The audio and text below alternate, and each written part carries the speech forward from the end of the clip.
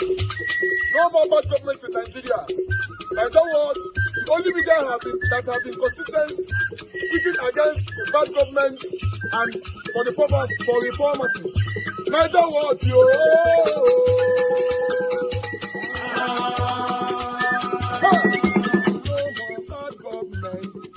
No more bad government. Nigeria what? No more bad government. Nigeria what? No more bad government. The only media that have been speaking. No more bad government. The voice of the voiceless. No more bad government.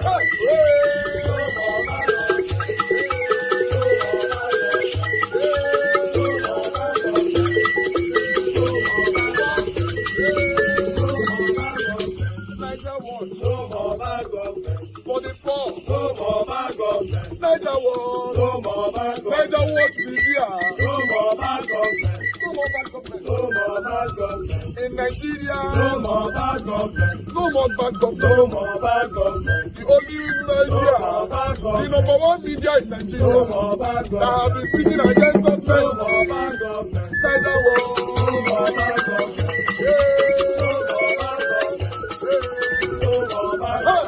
Nigeria what, yo? The voice of the voiceless. The voice of the voiceless.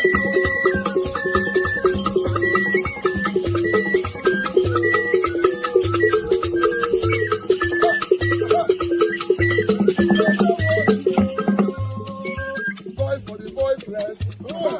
Voice for the voiceless. Nigeria what? Voice for the voiceless. Nigeria watch media. The only media that have been speaking against bad government. Being consistency since 1944. Voice for the voiceless. Voice for the voiceless. Umuwame. Voice for the voiceless. Umuwame. Voice for the voiceless. Voice for the voiceless. Voice for the voiceless. Voice for the voiceless. Voice for the voiceless. Voice for the voiceless. Nigeria watch you. We have been seeing all you guys have been doing. All right. Good morning, good afternoon, good evening to every one of you. Thank you very much for your time with us today. We don't come again, my people. Today is Wednesday, 27th of November, 2024. Yes, being here every day is not very, very easy. It's by the grace of God and many of you supporting us, encouraging us to do this. Yes, Yaya Bello, and the matter now with this so that Yaya Bello have been arrested. Now, because we have never trusted our government, not just Tinubu government, our government. In fact, let me say, in the history, or rather, since I was born, I have never trusted Nigerian government. But it's their responsibility to prove us wrong this time, that Yaya Bello will be prosecuted and be sentenced.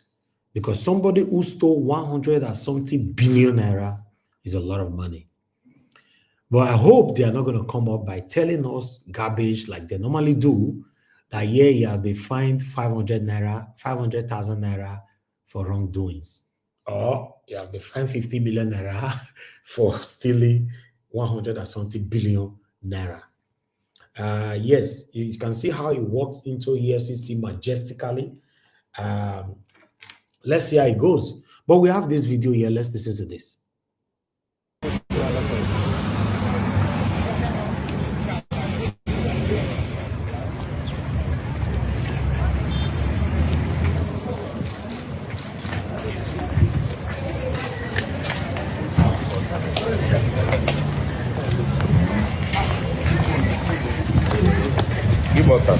What goes on? It's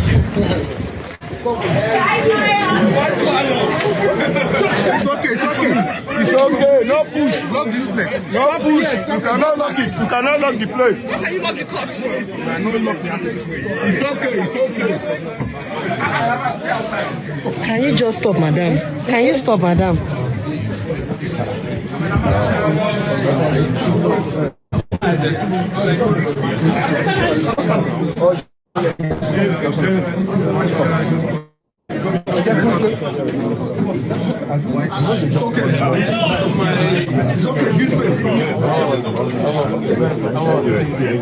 Okay. Awesome.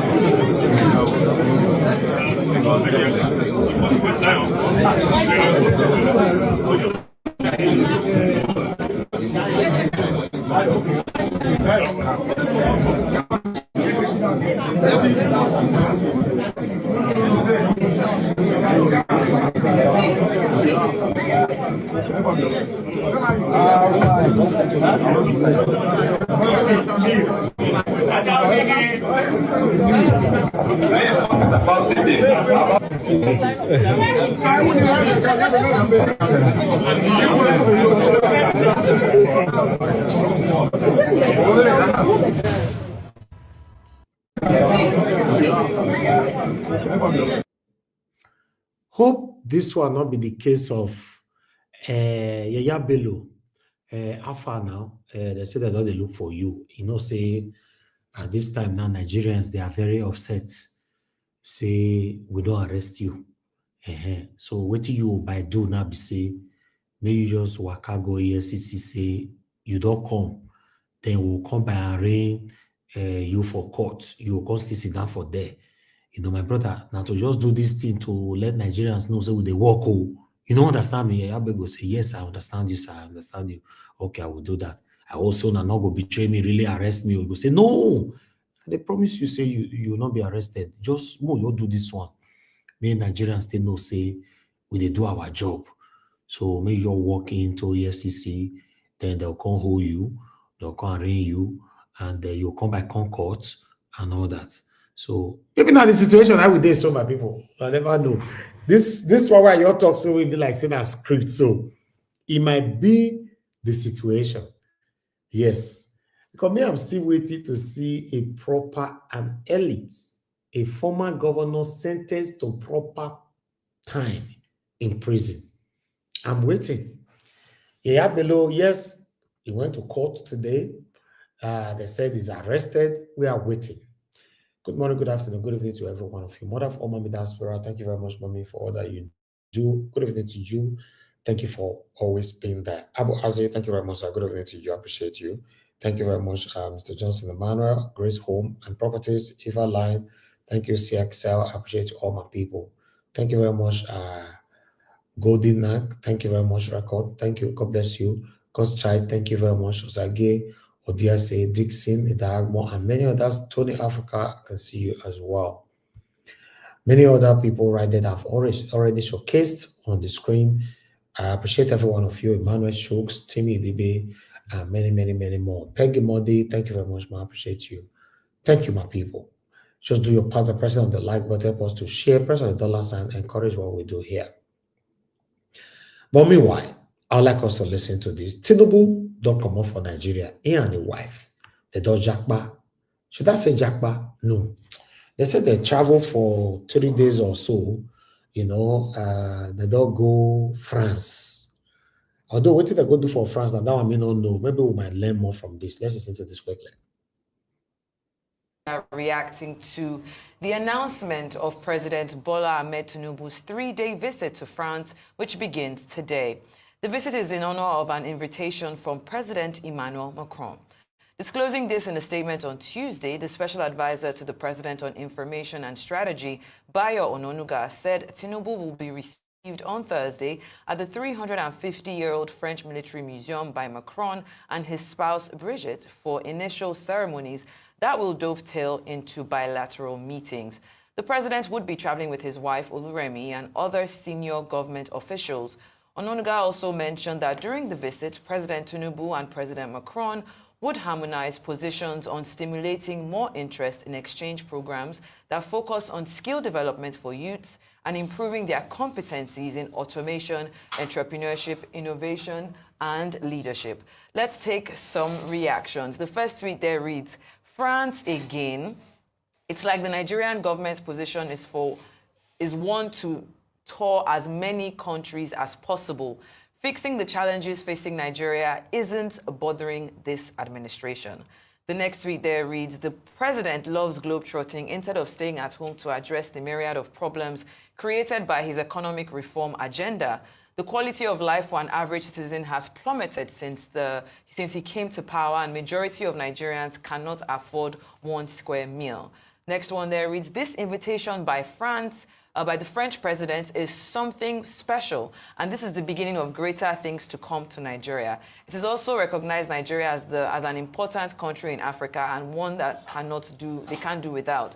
The most populated black country in the world. And finally, another international trip, but Nigerians are asking, how will this visit directly address the pressing issues at home, rising inflation, unemployment, and insecurity? Bilateral talks are valuable, but citizens need immediate, tangible benefits. Give us a full month without trips. And that's my question to the three of you this morning. Do you believe that, I mean, it's a personal invitation from the president, yes, but is it something that is going to change the lives of Nigerians, which is really what the citizens want to know? Doctor. Okay, let me start as follows. I keep repeating the point that the president is the chief foreign affairs officer of the country. When he goes on diplomatic trips, there must be a purpose. And this is a state visit on the invitation of the French government. Many Nigerians may be cynical because previously we've been hearing the president is going to China, he stopped over in France. Nobody knew what he was stopping over. The president went to the UK. Oh, he suddenly went to France to spend there some 5 days. You know, forcing Nigerians to speculate about whether these are for undisclosed medical trips. But this one is an official state visit. And I think it's important to put that in context. That's the second point. The third point is that it's even in France's interest to look for new friends. You know, France's policy, you know, with the Francophone countries, his former colonies, you know, being shaky, being driven out of Mali, Niger, Burkina Faso, more or less in those countries.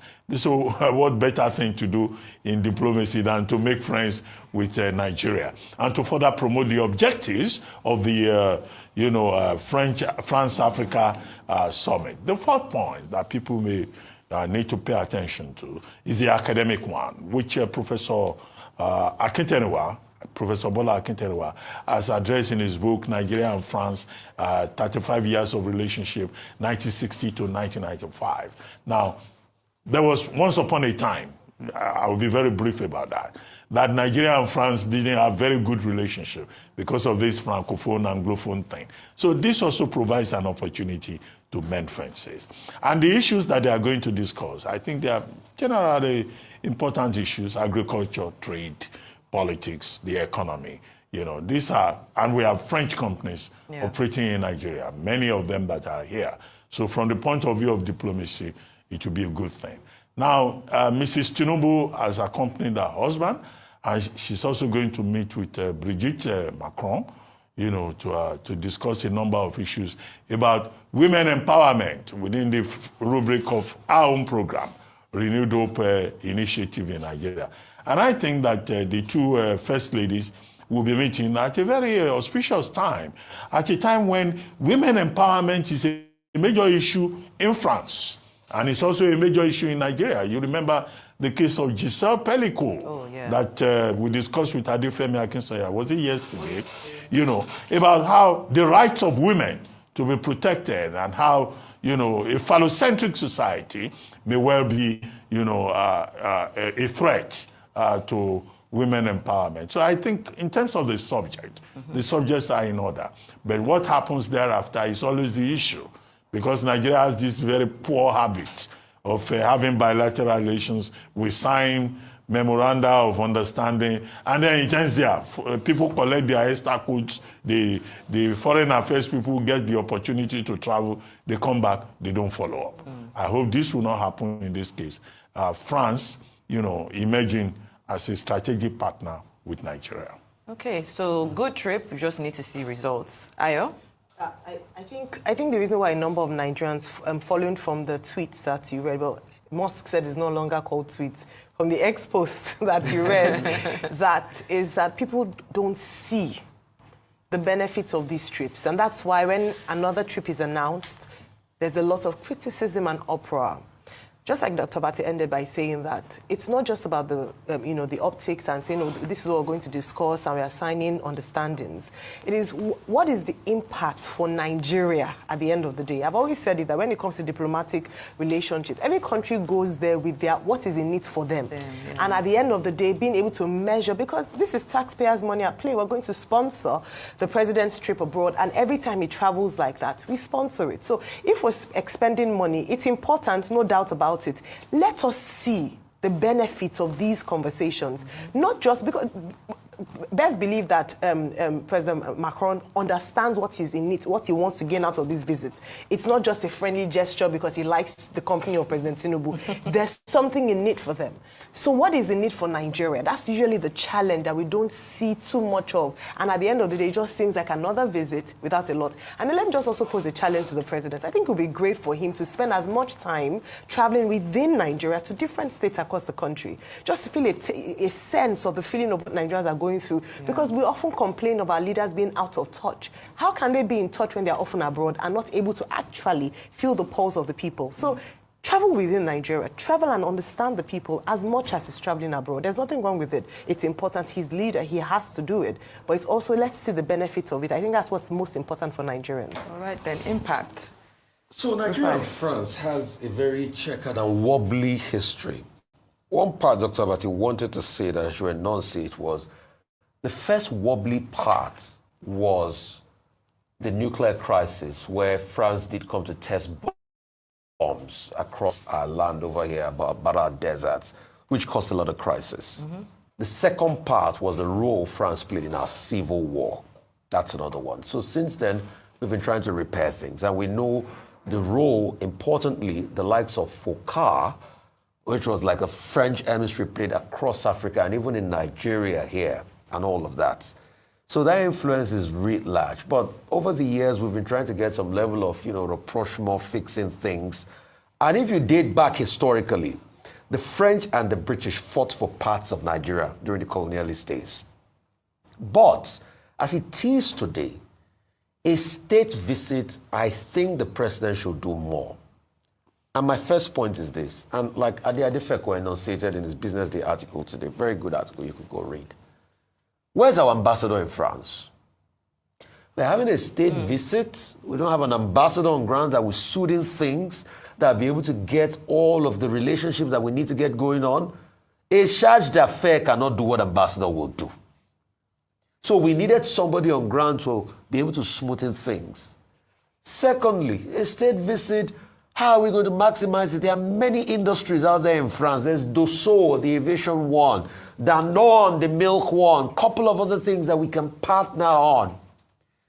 In those days, it should be extensive, and that's why you need an ambassador on ground to be able to smoothen that. Yes, you will have some business-to-business deal, and I'm also going to make kudos to Friends of Nigeria, because I was part of their conference in Paris about 2017, 2018, and they've been doing a lot of work of bringing French business in here.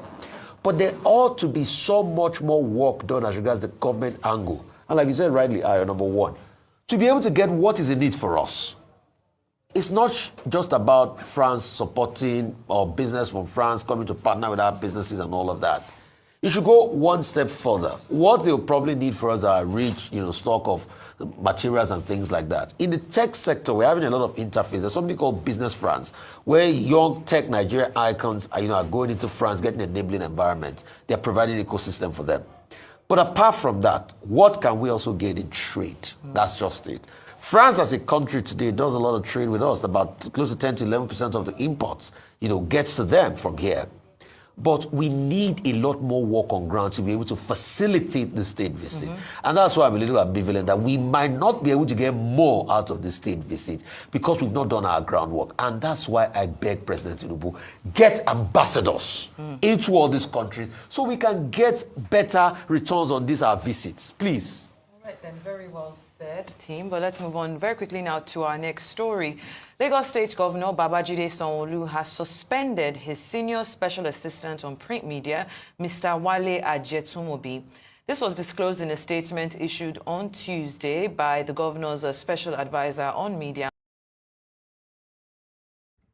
All right. I would just like us to move on because we still have few presentations for you guys here in terms of videos. Thank you very much for your time, for your understanding. Please continue to do your part by pressing on the like and helping us to share. Let's move on to Edo State. I'd like us to take it from here. Thank you. Senator Gov Okpebholo and team joined body with contractors to go do check on top the ongoing road constructions. Our Tory person Osaze David Isehen reports say Governor Gov Okpebholo carry waka enter Tembuga Road off Upper Mission Extension to Chukai for the level of work and how far the road construction don't go. Oga Governor for Okoyan say the road is very important for the community. Say without the road, the people for the area go dey cut off. He talk say as at when in the campaign, he promise the people say he go do the road. That now why he come to do wetin he promise. For years, these people have suffered. Without this road, people around this community can't move out. And this road is very important. From here, you can link up to the university. This is Tembuga. And by the time we came here last time to campaign, I saw the situation of this road and I told them that we are coming back. The hope of Edo State is back. With all these massive projects that are going on now, you can see that we are ready to transform this state. Governor Gov Okpebholo Costi carried the Cheche Kwaka reach ending of Upper Mission Extension Road by Aduawa to go see the level of work where they go on for there. But let's switch the people of Upper Mission Extension wella as the market people where they the area begin hail the governor.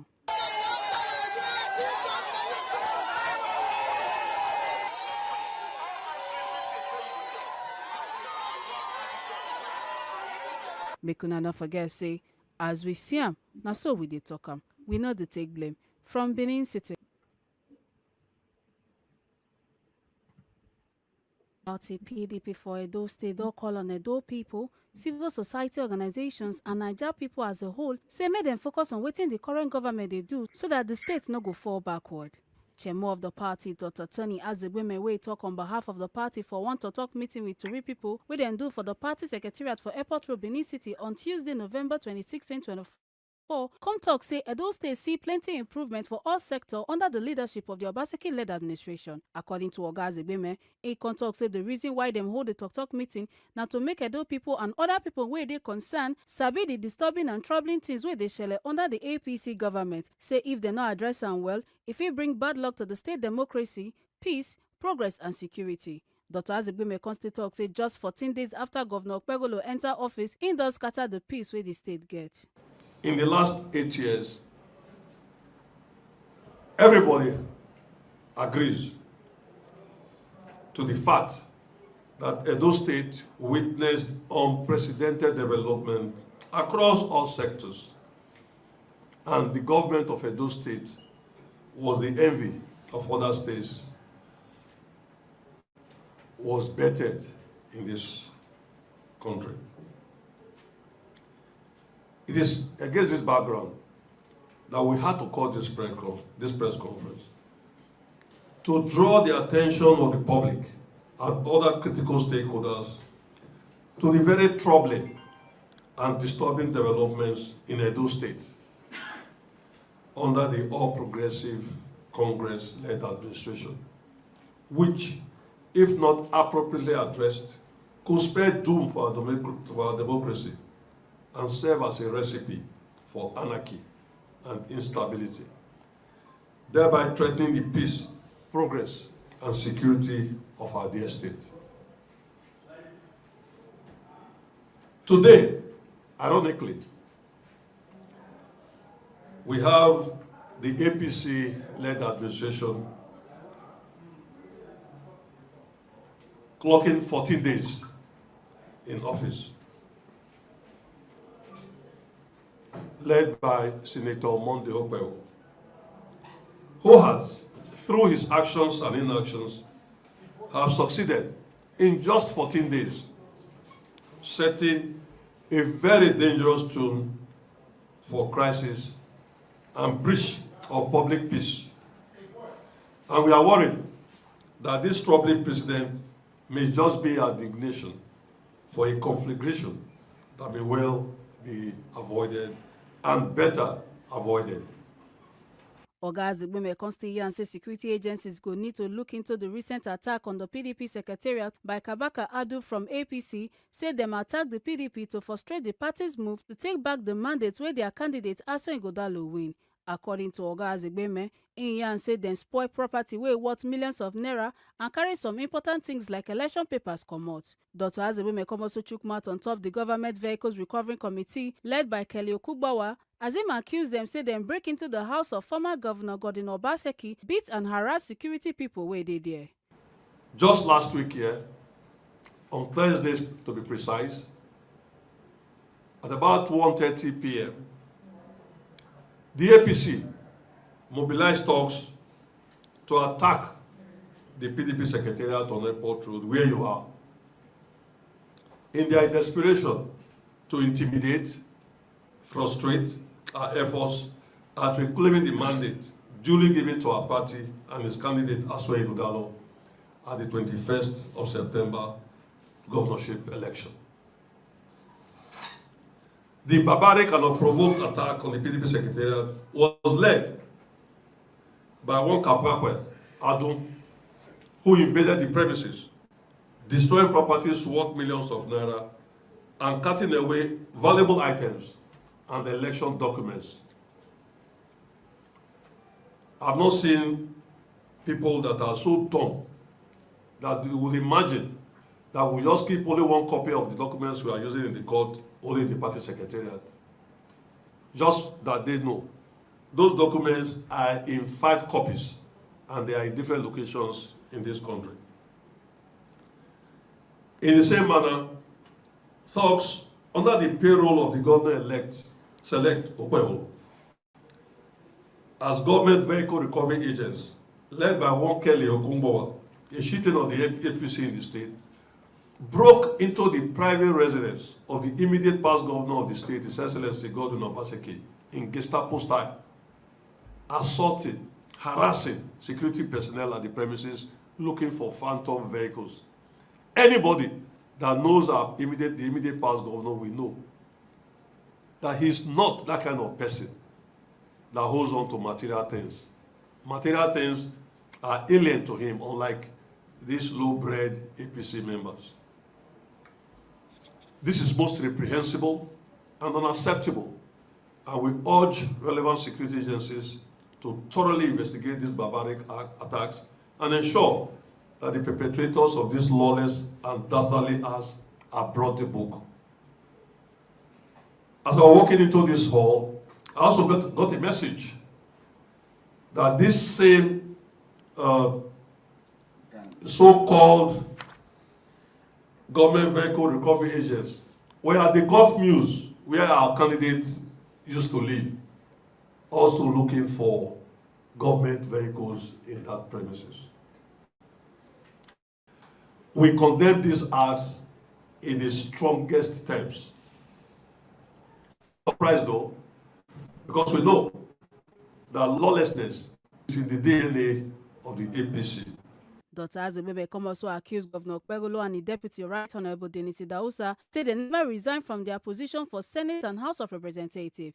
Contact say they need to tell INEC to declare their seat vacant so that by-election fit happen according to the 1999 Constitution, Section 68, Subsection 1D.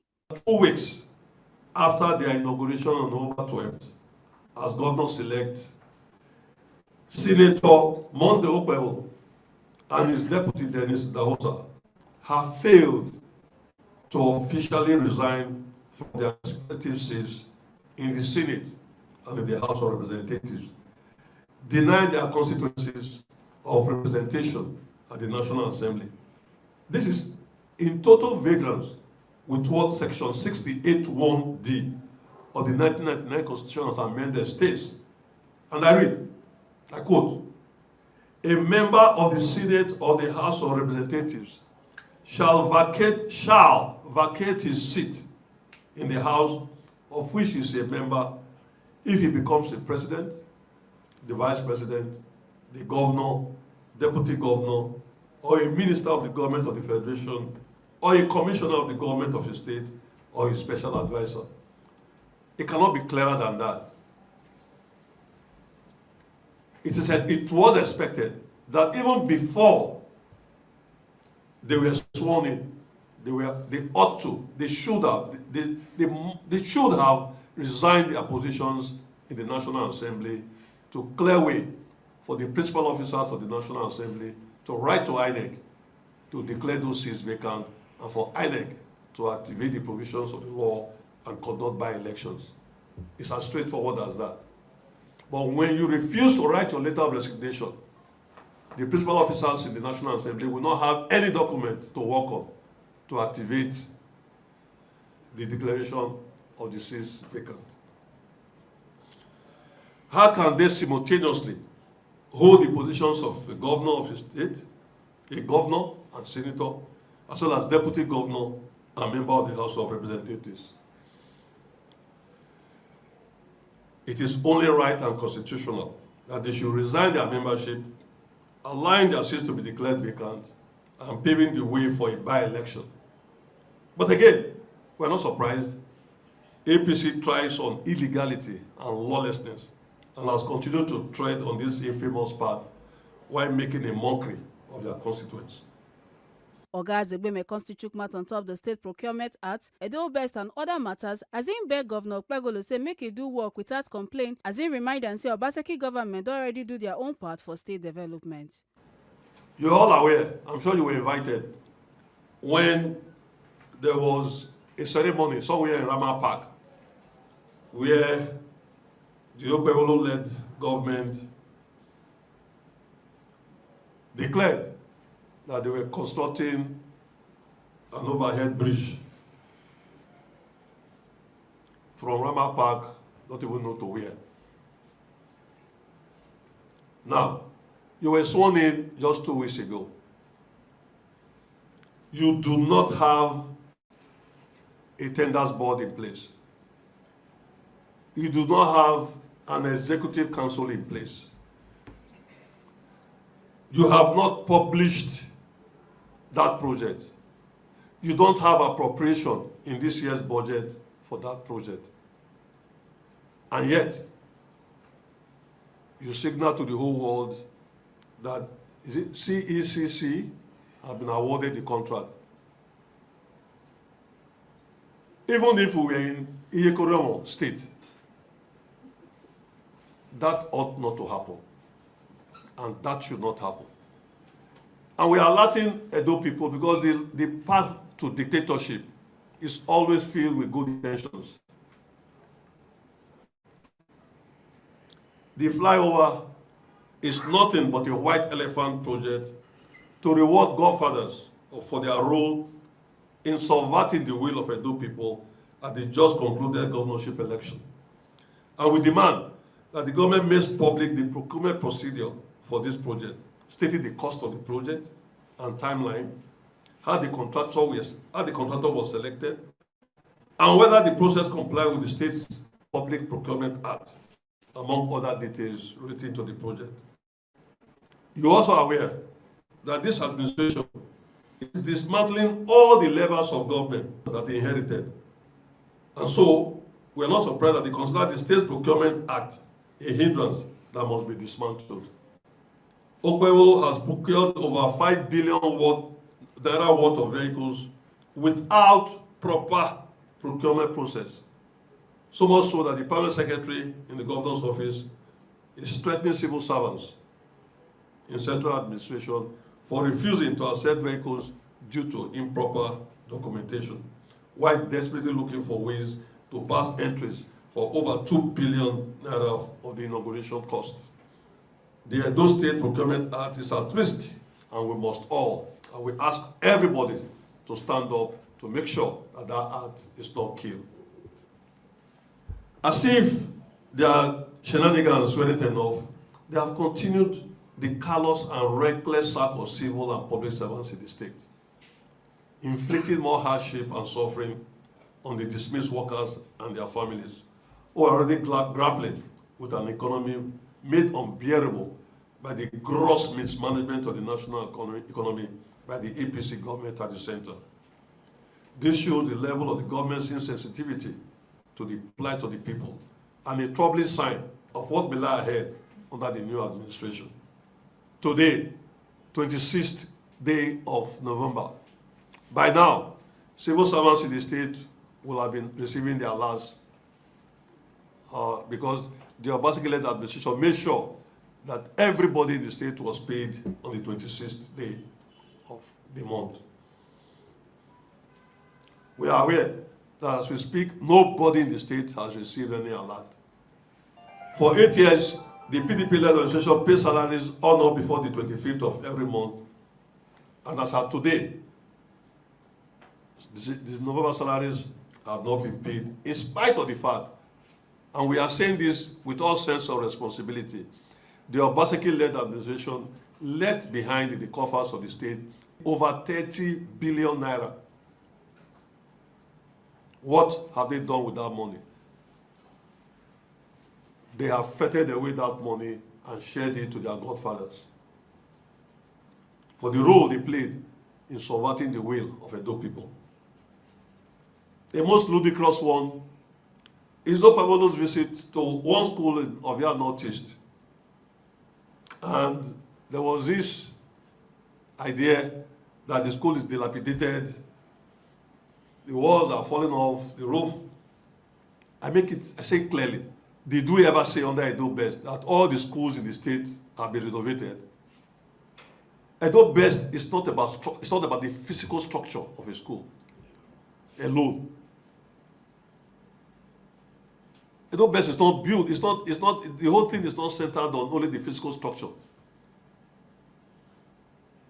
Is it important? Yes, it's important, but there's no government that can do about more than 2,000 and something schools in the state. It's not possible for one government to do all.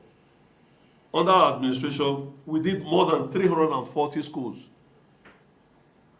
What we expect is for the next 6 months, that Okpebholo will be there. He should do the ones he can do for the next 6 months. Because after that, we'll reclaim our mandate. Okpebholo must be reminded that governance and administration go beyond stealing the people's mandate. While his short-lived tenure lasts until the People's Democratic Party reclaims the mandate duly given to him by those voters, he remains the governor-select and must stop indicting himself. From the moment he took the oath of office, the responsibility is his alone. He has no one else to blame or complain to. The PDP government has done its best and successfully worked on over 340 schools from the many others across the 3 senatorial districts. The ball is now in his court to do its part, just as the PDP government did. It should stop complaining and focus on delivering results for the people, if really it has anything to offer. The composition of the SUBEB board, which has just been announced, is in total variation with the provisions of the SUBEB Act. It confirms our worst fears that APC and Okpebholo are only interested in the possibility of award and execution of contracts by SUBEB and not the formulation, regulation, and implementation of education policy. We are hereby calling on all Edo people, civil society organizations, and well-meaning Nigerians to beam their attention on this administration so as to prevent a descent into avoidable situations with their consequences on the peace and security of our dear state. Because after Governor Okpebholo inaugurates the Kelly Okumbawa Committee to recover all missing government vehicles, the committee does recover a total of 25 vehicles. The chairman of the committee, Kelly Okumbawa, for in talk with Tori people, can't list the numbers and brand of motor where them don't recover and come here and say the work will still continue. He come here and say them get information, say them don't carry some of the vehicles come out for Edo State, but say with the help of security agencies, them go recover and back.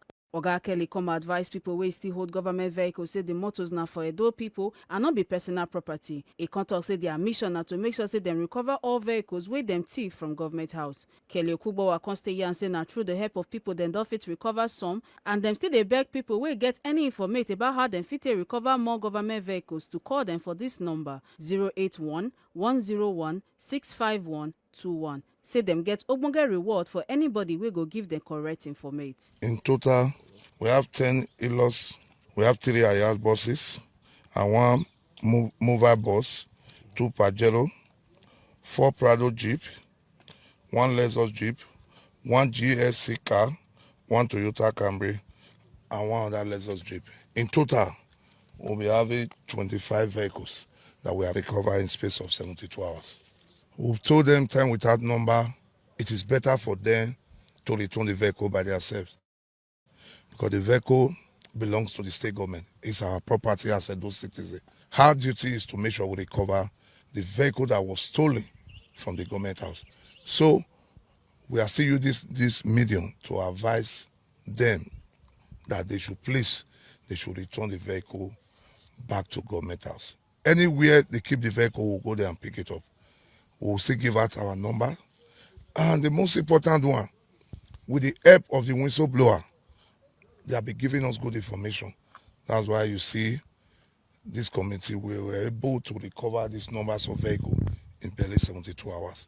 And we have gotten different reports on social media, on print media, but we are not bothered. What we are after is for us to recover the vehicle that was stolen for governments. And that is the reason why we are at. And by the grace of God, we will succeed. We have gotten submitted that some of the vehicles have been taken to Lagos, Abuja, Port Harcourt, Abia. By the grace of God, with the help of the security agencies, we will recover those vehicles. All the vehicles, we will get them by the grace of God. And it may interest you to know that the vehicle that was taken away from this government and in all the agencies, it's over 350 to 400. And by the grace of God, we will do our best to make sure we recover these vehicles. We have gotten a lot of information. Tomorrow we'll come out again, and by the grace of God, we'll recover more vehicles. To call is 081 101 65121. I repeat again, 081 101 65121. And when you give us a useful information, we'll reward you handsomely. We don't want to measure the amount, but a lot of people have enjoyed it. So please be a particle of it. God bless you. Make una not forget, say, as we see am, na so. All right. In terms of videos, that's all I have for you guys today. I'm just going to take on the article that I have here that we'll start talking. But before that, I'd like to comment on these 2 videos that I just played from Edo State. The first one is the PDP people complaining, they're crying out rather, that the APC people, the talks in APC and all that, vandalizing and lying against them and all that, blah, blah, blah, that Governor Obaseki cannot stoop so low to steal or rather run away with any kind of vehicles and all that. Then we played the second video concerning, although the PDP people also said that today, as of today, which was yesterday, 26th, the civil servant, none of them have received their salary, which has never happened before when Governor Obaseki was there as the governor of Edo State, according to their statements. But this last video from Edo State, you see, Edo State said they have recovered about 25 vehicles, if I'm not mistaken, and the vehicle they stole, or rather ran away with, is about 350 to 400 something vehicles. According to a statement, that some of the vehicles is currently in Lagos, or rather in Abuja. Now, my question to Edo State and the Edo State, current Edo State government. This is a question to you. You guys have done well, at least recovering a vehicle, as you all claimed. Now, my question to you is, who are you recovering these vehicles from? We want to hear names, their previous or current position, their location, and their state of origin. Who are they? We cannot just be talking to, for transparency purposes, cannot just come on air, for the past couple of days now or weeks, all we are hearing, we have recovered vehicles have been stolen, vehicles have been this and all that. That is fine. Anybody that steal or take anything that belongs to Edo State government should be persecuted for a possible, if possible, prosecution. But now, you've recovered 25 vehicles. My question, which I'm waiting for the results in the next 48 hours from Edo State, because he has been appointed to be recovering vehicles, according to the information reaching us. So, Edo State, my brother, please tell us the person you guys are recovering this vehicle from, their name, their previous position while they were working with Governor Obaseki, their current position, their state of origin. Let us know. We want to know, for transparency purposes, for at least for a light to know that, yes, you guys are telling us the truth. That is my state on this particular one.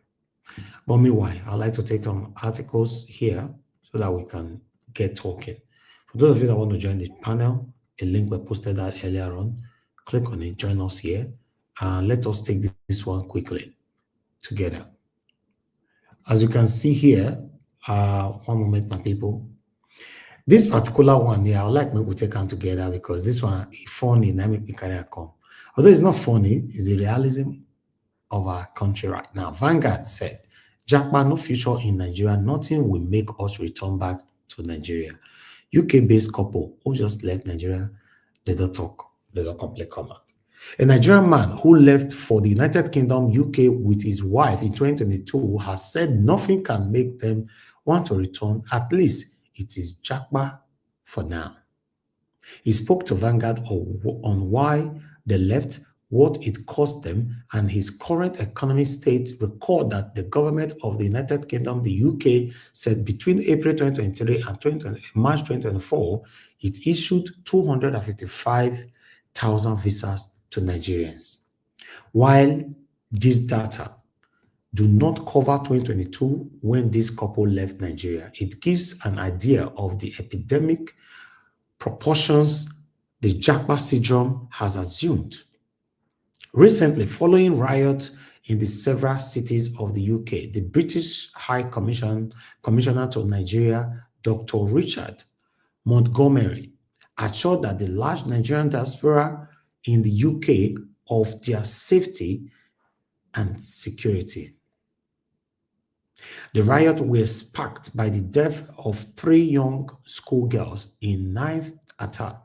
Then they were okay, let me just look for his quote because this one might take forever. Yeah, the guy was talking, although, is there any need? Okay, let me look for one of his quotes. No future in Nigeria. However, this UK-based Nigerian does not see anything for now that would make him panic and leave the UK. He told Vanguard, I left with my wife in 2022. It cost me about 10 million naira back then, which was huge, but it is worth it. I don't mind the sacrifices because there is no future in Nigeria. Although he preferred to remain anonymous, he told Vanguard he was a medical sales expert in Nigeria. However, I am an executive work coach, civil servant, civil service in the UK, and there is no painful experience for me so far. One good thing about relocating to the UK is that it is a place of equal opportunity, brighter future for all. Ask if it would help interested Nigerians to Japa. I do not know yet, he responded. Okay, but it's sad though. It's sad. A medical personnel, na run commot. So when we talk for here, some people will be calling and all that, say they like governor, they like president. Where some of them are hiding in a developed country. What do I know? But let's move on. I would like us to quickly take this. Mr. Oga Jonathan, Goodluck Jonathan, the former president of the Federal Republic of Nigeria, don't talk this one here, which I agree with him. Sarah reported, and I report this one, Nigerians more loyal to their ethnic groups than to Nigeria. Ex-President Jonathan calls for unity. Me, I agree with this statement, not true. Ethnicism, as you all know, I've been crying on that, is the biggest problem we have in our country today. The former president emphasized that the critical role of leadership at all levels of government, urging leaders to implement policies and projects that promote unity over short-term praise. Former Nigerian President Goodluck Jonathan has stated that Nigerians are more loyal to their ethnic nationalities than to the country, which has prevented a collective approach to move Nigeria forward. Yes, I agree with that. But meanwhile, I still have about 2 to go. Let me quickly take this, guys. As I'm doing my part, make sure they do my part to press on the like, help us to share. People's Gazette said, court dismisses Sanwo-Olu suit seeking to stop EFCC from arresting him after his tenure expiration. Now, true say Sanwo-Olu want to stop that or something. How is that possible? They want to arrest you. You let them arrest you. If you are not guilty, they let you go. Simple. The Abuja Division of the Federal High Court has struck out the fundamental right enforcement suit filed by the Governor Babajide Sanwo-Olu of Lagos State against the Economic Financial Crime Commission EFCC. Justice Joyce Abdul-Malik struck out the matter after counsel who appeared for Mr. Sanwo-Olu, Gbenga Femi Akande, moved the motion for the discontinuance of the case. I'll just leave that one right there. Then I'd like to take this, which I guess is the last one. Yeah, is the last one. Yeah. Yes, guys, this is our job, not too easy like that. So some people, they look at this and say, yes, it's easy. Try and first do 6 months, no break. I bet you, I go join other people celebrate you. I trust me. Punch, I carry this one. Governor Oti warns against harassment at Abia military checkpoint. Governor Alex Oti of Abia State has urged the Nigerian Army to end the alleged harassment and humiliation of travelers at military checkpoints across the state. There was reports that travelers are often forced to disembark from their vehicles across checkpoints on foot, sometimes with their hands raised, whilst trucks conveying traders are allowed to pass freely with passengers on board. All right, I don't hear this particular story for a while now. I don't know why they never see stop planting now. A lot of Southeasterners have complained over this, not just Governor Oti. I don't know why it's still going on like that. But meanwhile, now our duty to carry this kind of thing, they come here. May everybody they hear what they saw around us, or rather across the country. Thank you very much, my people. That's all I have for you guys today. I've done my part for today. I would like us to start talking. For those of you that want to call in, this is the best time for you to call in. The line is open. In 10 seconds, I would like to receive a call. If not, I'll just deal with the person already on the panel. We'll move on from there. Thank you very much, man. The Iron's Finest. I can see you in the building. Good evening to you, man. Thanks for joining us today. God bless you. Thanks for all that you do. Just Blue Share, I can see you. Thank you very much. Ajay Deborah once more. Lord Lucan, God bless you all. Tracy Jacoby, thank you very much. God bless you all, my people. Now God have a blessing. Now, please do your part by pressing on the like button, help us to share. I've got one super chat already for Blessed Lady. Blessed Lady, thank you very much for super chat. Now God have a bless you. I'm very, very grateful. Guys, you can do the same by hitting on that $sign. Encourage our work and let us continue to do more for you. But meanwhile, nobody's calling in for now. I would like to hear from Mama Aisho. Mama Aisho is the only person on the panel for now, but let's hear from her. Maybe in the process, we might have more people. If not, we'll round up from there. I appreciate you all, my people, and God will bless you. Mama Aisho, if you are there, please unmute yourself and talk to us. If you're not there, then I don't know. Mama Aisho is not available. You know, Mama Aisho join us and travel. That will get from here. Mama Aisho don't join us. Can't travel. But maybe I'd like to take the call that I have here first. Maybe by that time, Mama Aisho will not come from her journey. Madam Origin, thanks very much for calling. A good evening to you. Please talk to us. Mr. Aide, How are you? I just want to make sure, I have nothing to say today, which is always a lot of things to say, but I just want to make sure I say hello to you and to all the wonderful people that come here every day. We are not wasting our time. Thank you for your resilience. Thank you for your consistency. Thank you for all you do. Thank you for this candlelight. Thank you. Thank you for the opportunity to educate ourselves, because this is almost like, if not single most important thing we need to do now, because a lot of people have been, the brainwash is enormous, and it requires education and re-education. Sure, once said, to save the people, you must use one hand to protect yourself. And that is because a lot of lies went around and people don't even know. A lot of people do what they are doing, they don't even know why they are doing it and the ramifications of it. I greet Mommy Diaspora, great woman. God bless you. God bless you. Thank you for this, your son you are sharing with us. It is good to raise them well. You did, man. God bless you. I just want to say something, and this is almost like a plea to Edo people, Edo individuals. Edo people, listen to me carefully. When this election thing was going on, you all know where I stand with matter of election.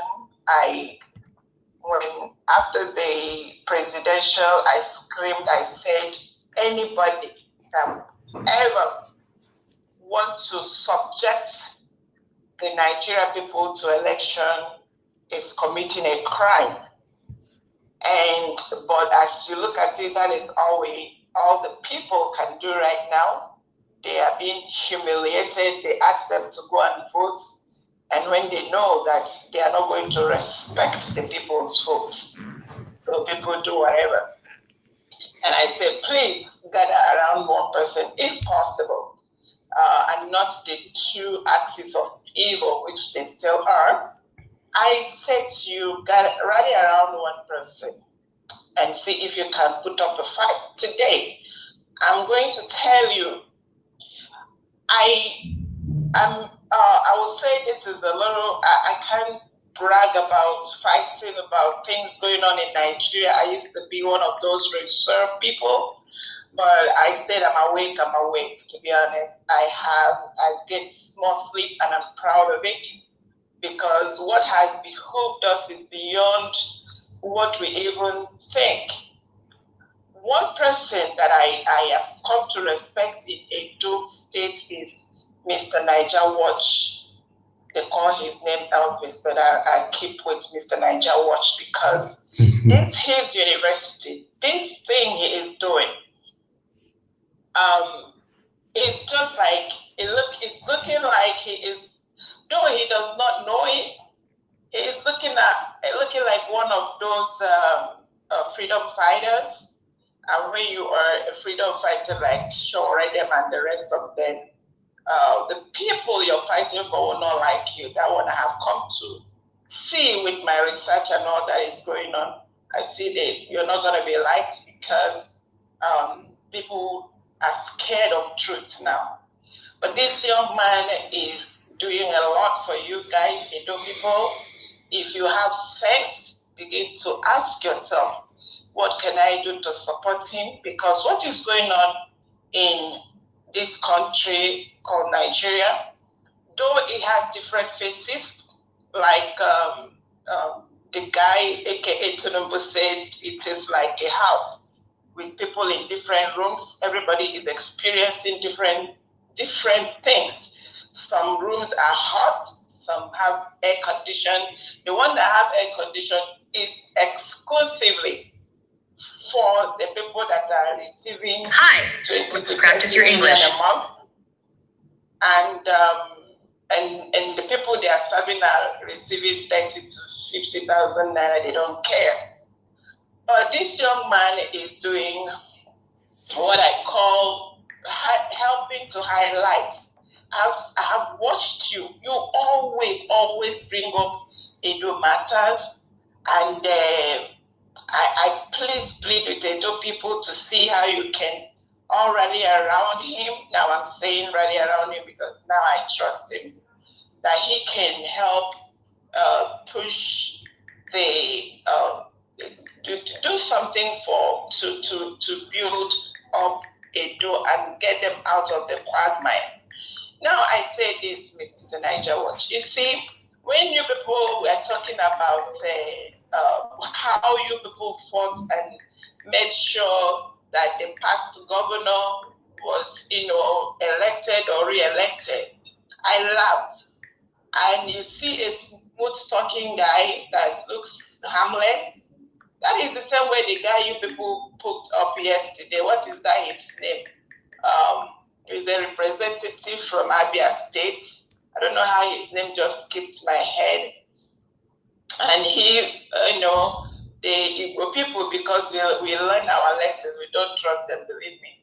We don't trust a whole lot of them. But that Abaribe, we try to trust him, but realized lately that he is not different. So anybody that is trusting any, I don't care whether that one look like an angel, whether he's a pastor, he's a priest, but he's taking an office in Nigeria, you don't trust them. So look at within yourself how you can see how you can save your community, your state, your people, because what we have, they don't care. I think I'll rest it there. It's a little ramble, but I hope it makes sense to Edo people. Thank you, Mr. Niger Watch, for what you're doing, highlighting what is going on in Edo, and hopefully people will get sense and do something. God bless. Thank you, Madam Origin, for always, being there and for your encouragement, your prayers, your support, everything that you do. I'm very, very grateful. Thank you, ma.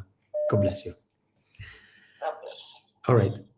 We meet Madam, Love of God is my strength. Oh, we don't know where she did. Our Love of God is my strength. It's almost getting to a week now. Never hear from you. We have Madam Mrs. Ingini on the phone with us. Thank you very much, Mrs. Ingini. It's been a while. Good evening to you, ma. Where have you been? Nigeria works. Thank you, ma. Thank you, ma. Well done for what you're doing. I mean, I don't even know how you do it. It's so hard. Some of us, somebody like me, at some point, I have to take time off. I don't even watch the program, so I can, it's too much. It's too much. It's like unending, and it looks like there's no way out of this whole thing, Exactly. Instead of everybody, Nigerians coming together to fight a cause, just like the Jonathan, former president, said, he's right. Instead of us to come together and face and fight, have one voice so that we can have a change, so our country can move forward, we use tribe. If my person is there, then even if the person is not doing the right thing, we're just going to we'll come out with our bold face and be talking and be looking stupid, telling people what is so obvious for people to see. Sometimes I just look at it, and sometimes I just read some things people are saying. I'll be like, wait, is this a joke? Can we not just say the truth for once and let this country be okay? How? When is it going to end? So it's just Nigeria is, sometimes one needs to really take a break, because this is my country. I'm emotionally I'm invested in it. You get what I mean? Because I just want that country, I want Nigeria to work. We can't continue like this. It's been happening for years and years and years. This one will come in, presidents and all that. It's only when they leave office. When they leave office and they have no gains from that seat anymore, that's when they start speaking the truth. You know what I mean? But when they are there, everybody that is eating from them, they all come and be speaking the same thing, lying to people, But when they leave that office and there's no benefit for them again, then they come out and be speaking the truth. You know, when all the money is stolen or whatever, when it's going down, that's when they come out and be talking. You know, but if they're around, if they're around power, they don't talk. You know, they just keep lying to people. Come on national TV and sit and be just talking a whole lot of nonsense to people. I don't know how people do it, or you know, I don't know. You know, it's so much. You know, talking of the refineries, I'm not jumping. I'm not going to jump out of myself because of that. Because Nigeria, a lot of abracadabra has been happening in Nigeria for a long time. Not too long ago, we're talking about the Nigerian Airways that was properly staged. That we all thought it was for real. You know, so until we see this thing actually working, you know, maybe that's when I will believe it. I saw it and I wrote underneath that I don't until we see everything working. Nigeria, the way they do things in that country, if not, then person will just have hypertension. You know, but when you're believing them, all of a sudden you find out that it's all lies. You know, until we see it working, until we see everybody, people getting fuel. You know, normal. You know, before, outside that, I'm not jumping out of myself because of that. I don't believe it until I see it work. You know, I'm talking about vehicles that have been taken. It's a thing with Nigeria. Anytime why do you think every time you have a new government? Why do you think every time you have a new government they keep buying vehicles? You know, because these people come and serve. And as soon as they finish serving, they pack the whole properties, pack the whole everything that was in the house and cars and to their, as if it's their own private properties. You see this man that is talking now, he's talking now because the person that was there before was an opposition. If that person that was there was an APC person, he would just keep his mouth shh and move on. They've been doing this for a long time. I know somebody that served, and after he served, he handed over to the new person, vehicles, everything, and he was going to another place. He got there, they wiped the whole thing out.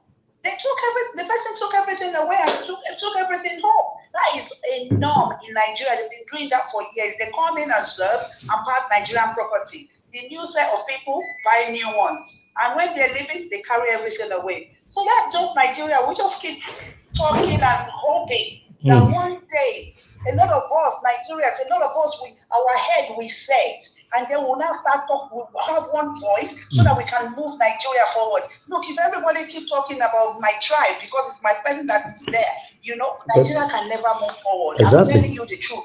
We'll keep talking the same thing. After 8 years, it's the same story. Another 8 years, before you know it, all of us will grow old and die. It's still the same story that they will be talking about. I'm telling you, if we all don't forget about this tribe and come together, especially young people, come together and don't let these people use the same tactics that they've been using for years and years and years, you know, to blindfold us, you know. So, you know, I mean, Nigeria, what you're doing a great job. You're trying, you know. Thank you, ma'am. Somebody like people like me, I had to just shut down and not look. I didn't want to hear anything about Nigeria. You know, no hear, no see. I don't want to see. You know, it's too much. It looks like there's no end to this. You know, so we'll keep talking. Thank you. Keep talking. Thank you, ma'am. Well Thanks done. for your encouragement. Well done. It's good to hear from you. Thank you, Yeah. ma'am. God bless you. I'm Thank here, but I'm always watching you. I'm here. I may not talk, but I keep watching. I believe that. Thank you, ma'am. God bless you.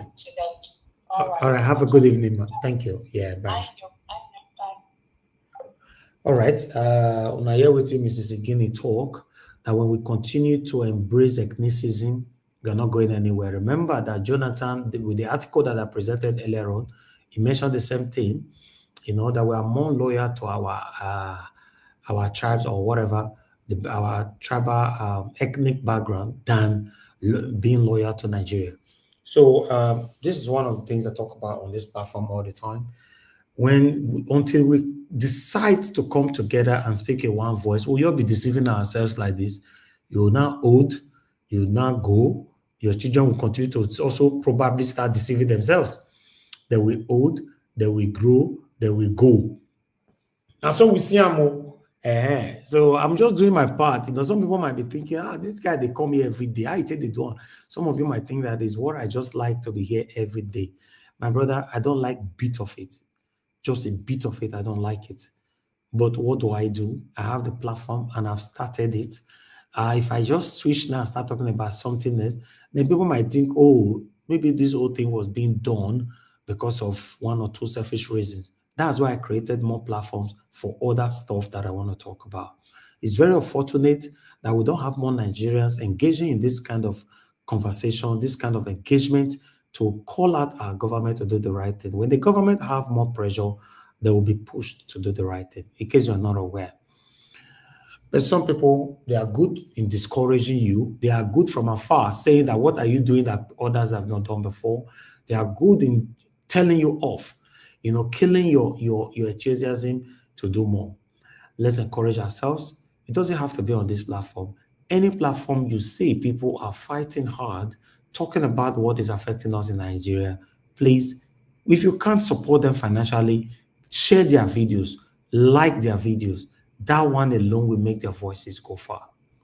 Thank you very much, my people. That's all I have for you guys in terms of calls.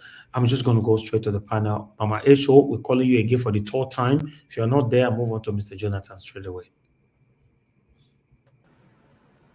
Mama Esho, you come to the panel, you can't travel. We don't call you, and now let me are you the panel. If maybe somebody did not engage me now, maybe I forgot close scenes, tele. Now let me are you there. Where the rest people? No, at least we have Mr. Jonathan with us now. But that time when you take travel, so now let me are you there that time now. I just go doctor appointment, come back, and I was so tired. Thank you, man. Thank you. But let's hear from you. Thank you very much. If another person did, the many person talk before me. Okay, Mr. Jonathan is here. Okay, Mr. Jonathan, you have the floor. If you are there, thank you very much for joining us today. As usual, good evening to you, sir. Before I'll come to you, Mr. Jonathan, let me quickly appreciate Yande King. Yande King, thank you very much for the super chat. God bless you. I'm grateful. Blessed lady, once again, thank you very much. And George Blue Chair, I appreciate you. I'm very, very grateful. And God, I will bless you, my people. Let's hear from Mr. Jonathan Kisley. Mr. Jonathan, my brother, good evening to you. How everything? How about it today? Thank you very much, Mr. Elvis. You're doing very well. Doing very well. And I greet you once again. God bless you abundantly for the good work you are doing. I greet you. You are appreciated. God bless you. I greet my fellow panelists, Mama Echo. You receive strength in Jesus' name. And I greet those on the comment section. Mommy Diaspora, I greet you once again. God bless you abundantly, man. And all those on the comment section, the callers, I greet everyone. Those that are listening, welcome. Yeah, it's another day. It's Nigeria, Normally, when I listen to your presentation, one thing that I do is that I like to focus on Nigeria as a country. Which one? Because we don't have time. One of the time is not our friend, and not just only on this platform, even in life, whatever we do, time is not our friend. So we must work with time. So you have to pick. And in so doing, I always focus on those things that affects Nigeria and affects Nigerians that people need to know, that we need to broaden, to expand and broaden our minds on. Those are the things I like to talk on. And I agree with the caller, Madam Guinea. I agree with her, entirely. And one thing that we must know in Nigeria, first of all, as a Nigerian, if you don't know that by now, every day, unless you don't follow what is going on in Nigeria, if you don't know this fact, in fact, you will get BP, and your BP is not as a result of any other thing, just Nigerian problem. Except if you know this fact that Nigeria is a country of deception and lies. That's a fund at this stage, 2024, 21st century. 25 years counting of this republic since 1999. If you don't know that basic fact that we're living in a country of deception and of lies, then in fact, God help you. God help you. A good example cited by the caller, I believe, Madam Igini. You see this refinery story that they are touting around. When you know that fact that Nigeria is a country of lies, you will put your mind at rest. Anything that comes from Nigeria, especially from the Nigerian government, agency, legislature, executive branch, whatever, judiciary, parastatals, just take it with a grain of salt. Just be very, very mindful. Manage your expectations. This voodoo we are seeing now with respect to Yaya Bello, we will see where it will lead us to. But if you manage your expectation very well, that you are in a country of deception and lies, the outcome will not impact you so much. It won't impact you so much. It's a disgrace, what we're seeing now with respect to Yaya Bello. It's a disgrace. Just disgracing our country in the eyes of the entire world. This man who looted the state of Kogi, looted that state dry. If you go to that state, you will cry. My wife is from Kogi State.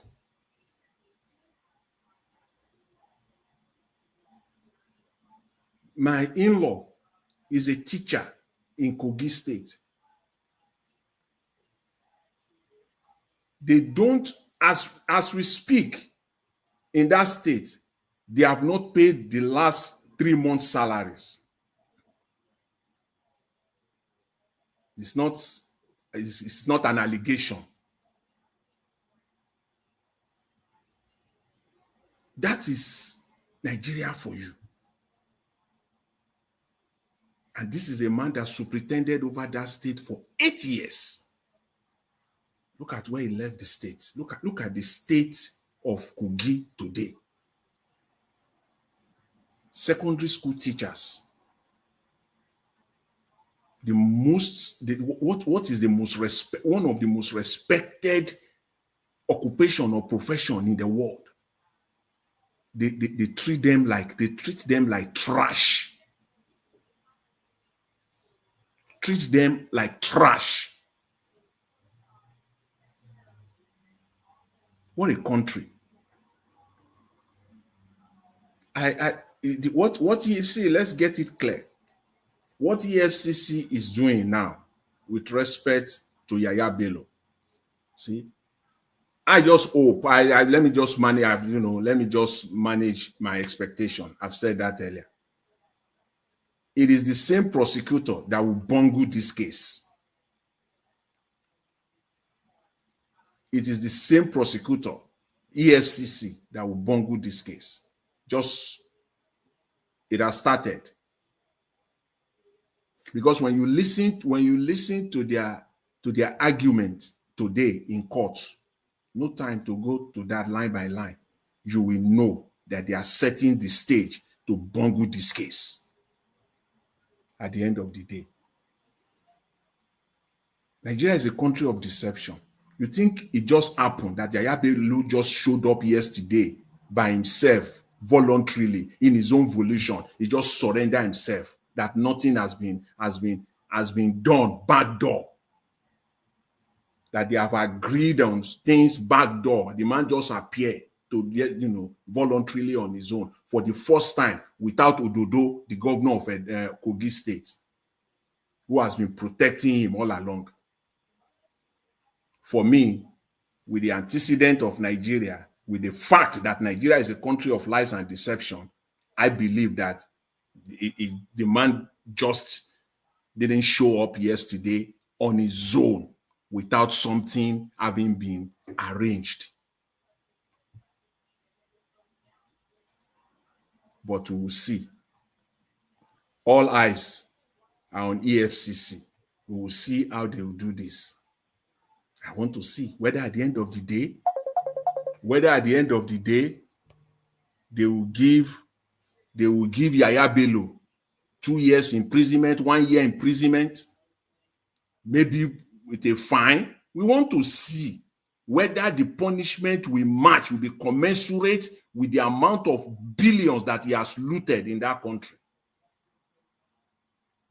Then you will know whether they have bungled this case or not. We will know at that time. It will be clear. But let it be on record that we said it.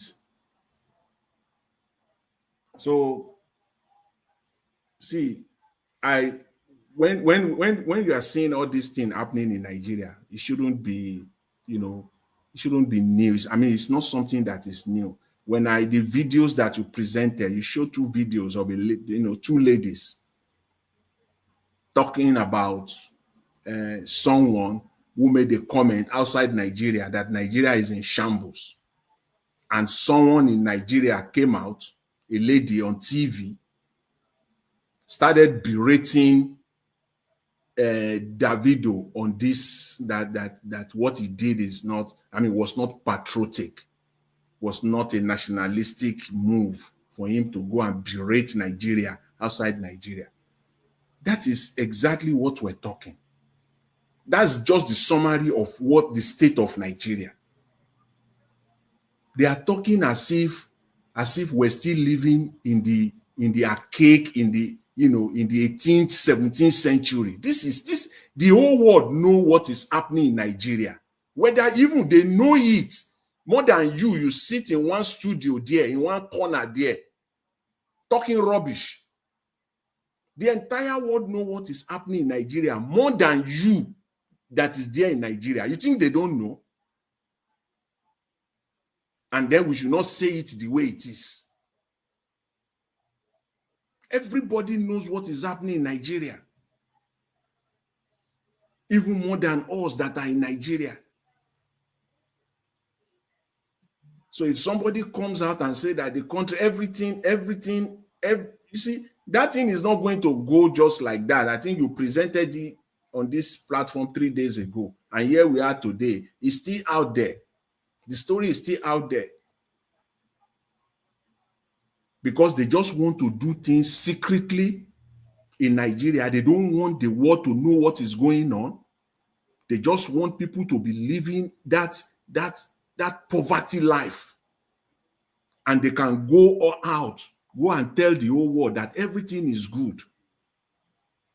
But see, even Mr. Tinubu himself, this lady that made this comment that was berating Davido, I don't know where you are. I know you are somewhere from northern, or maybe I don't even know where you are. I just know that I don't want to bring religion or anything into it. You are in Nigeria. I just want to leave it there. You are in Nigeria.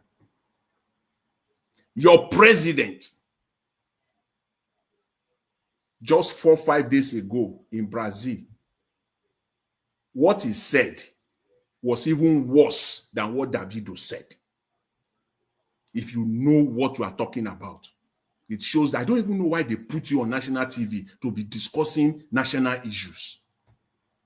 Because you don't even, this lady need to be she really need to be spoken to, so that the people that are putting it there, they should know that they are doing a great disservice to Nigerians and to their followers and to their listeners and their viewers.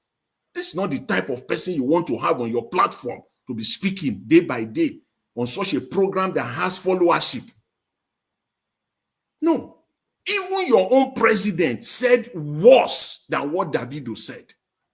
So what are we talking about? Your president said that there is terrorism in your country. Your president said there is insecurity in your country. Your president said that there is poverty in his own country.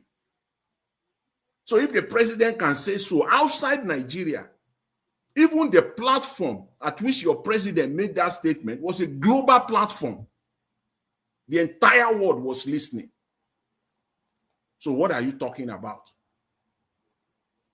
These are the people that are confusing the brains of Nigerians. They are the ones confusing the brains of Nigerians. They don't allow Nigerians to see what is really going on. The country is in shambles. Compare that to what your president said in Rio over the weekend. Just this weekend. So it's just so unfortunate. That again, that's why you will see some people. That brings me back again to Nigeria, the local, to Edo State.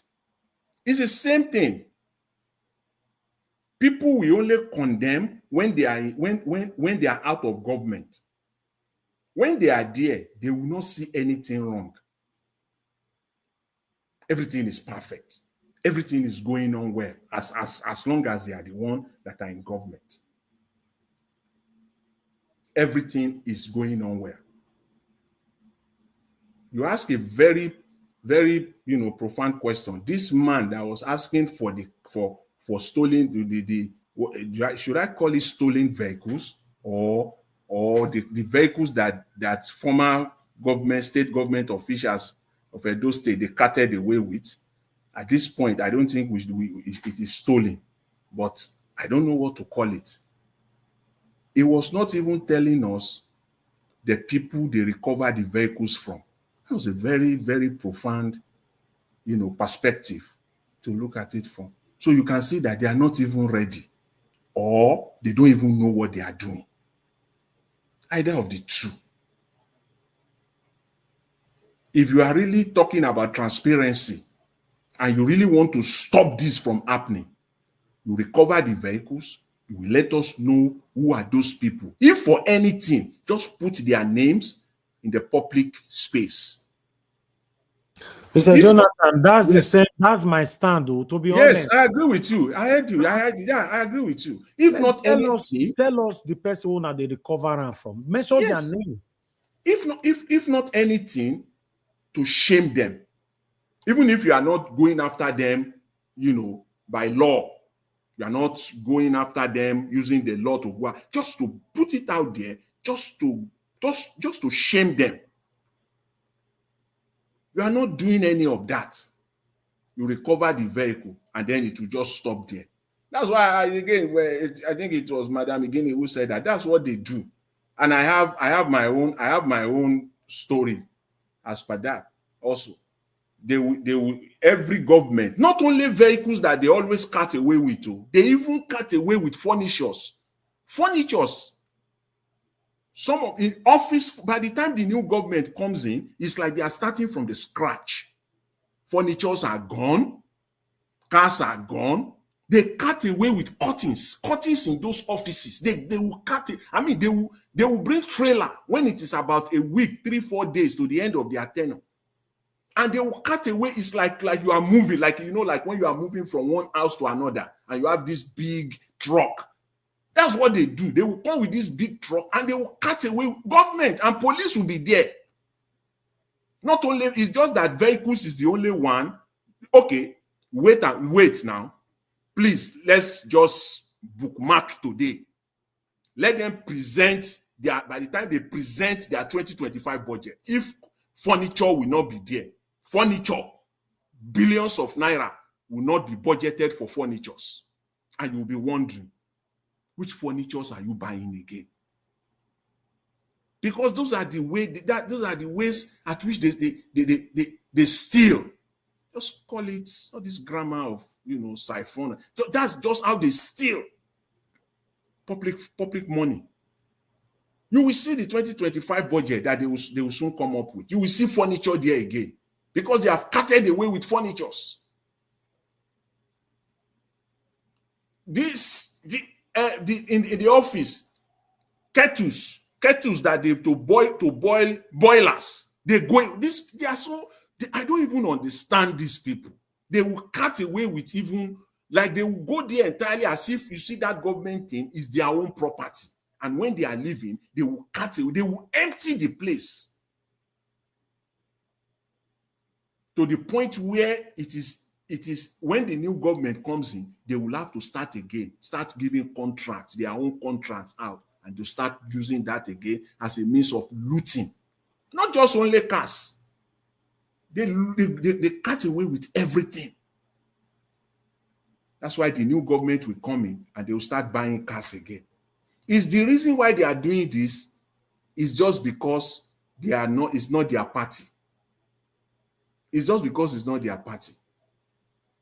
If it were to be the same party, they will go away with those cars. They will not say anything.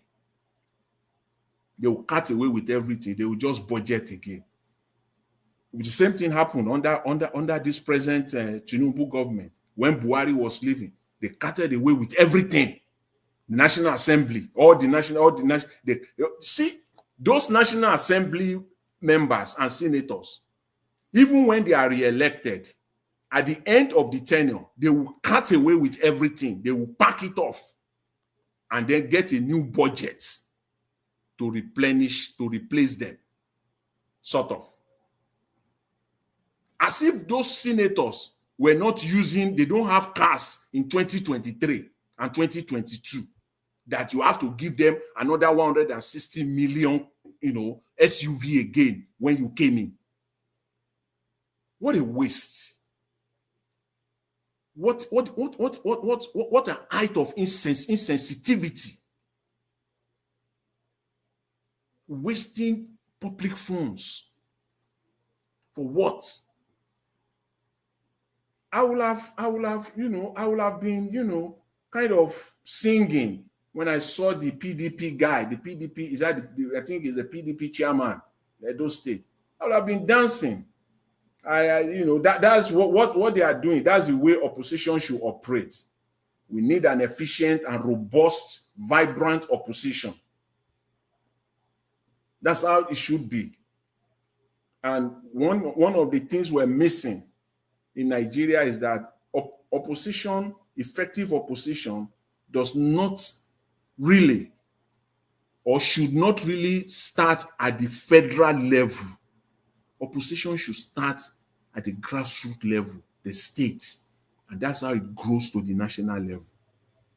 With a consensus of speaking with one voice, they will drive it to the national level.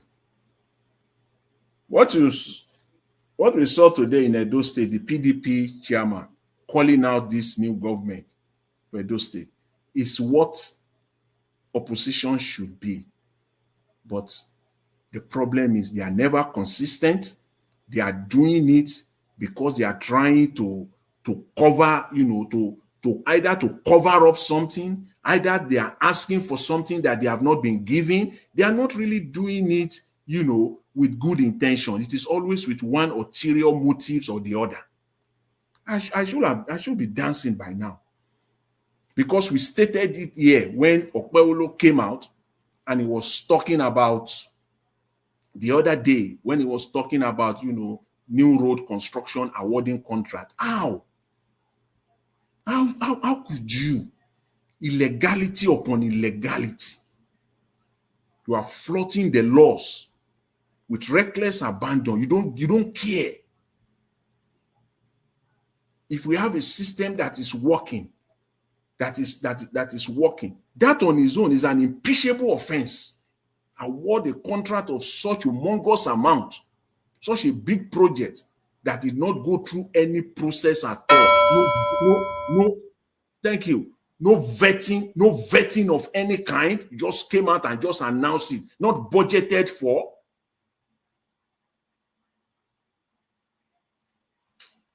See, what we help us in Nigeria. Thank you very much. I hope the PDP will be consistent on this one in Edo State. They will be consistent. I mean, back to back. They can never be consistent, Dr. Jonathan. They cannot. They are doing it for their selfish reason, interest. Yeah, that's why I said I should be dancing now if it were to be that. Thank you, Mr. Elvis. I appreciate it. Thanks very much. You finish work for your submission. Thank you. Especially in Edo State parts. Thank you, sir. Mama Esho, please talk to us. Good evening to you. Yeah, greetings, Elvis. Greetings, Other Chris. Greetings to Mommy Diaspora. Greetings to our viewers and the commenter and those who will listen later. Senior boyfriend, T-Pain. I hear say you and ìyàwó ọ̀fẹ́ lẹ̀lẹ̀ don't jet out. But what I don't really understand is, you mean you use more than 20 years to plan how you go rig yourself into power, and you not even use one year to plan and prepare for good policy that will take suffering away from Nigeria. Today I was just thinking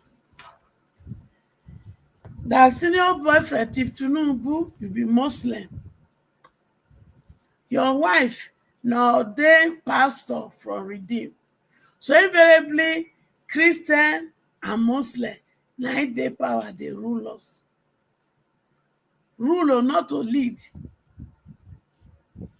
Our life become miserable. But what is shocking me is that the Adeboye, Oyedepo, Orisajafo, Suleiman, and all of them, they zip mouth like zippers. That Adeboye, you must come out to, you must come out to lead protest the way you did against Jonathan. And all of una go open mouth talk, because if una not talk, we go continue to dey call una out, because you people are nothing but hypocrites plus tribal bigotry. And why people see they come on down and they listen to a useless message when it makes suffering, it's sad.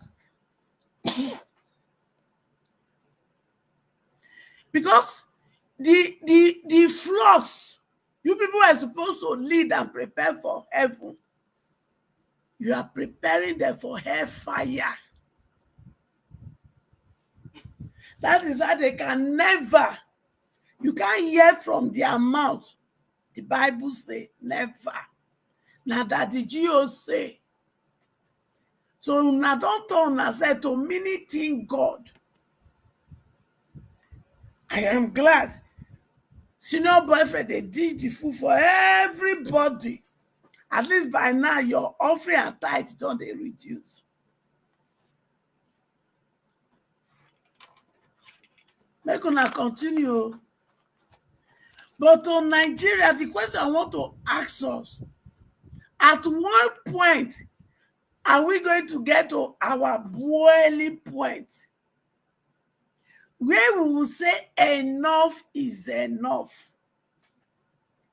Some idiotic youth gather around, they follow Seyi Tinubu, say na they ordain her to come become Lagos State governor.